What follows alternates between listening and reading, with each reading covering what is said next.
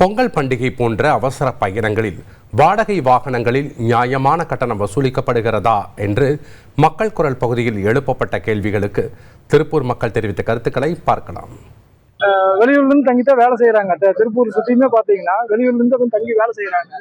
இப்போ பண்டிகை காலங்கனால அவங்க சொந்த ஊருக்கு போறதுனால டிராவல்ஸ் வேணும்.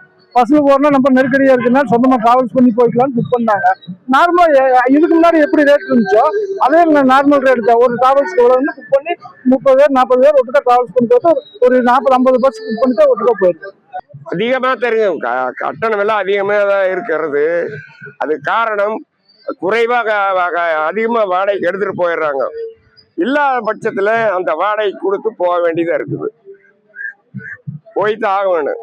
என்ன அவசரம், நான் போயே தீரணும். மற்றபடியா பஸ்ஸில் போனா இடம் கிடைக்கிறது இல்லை.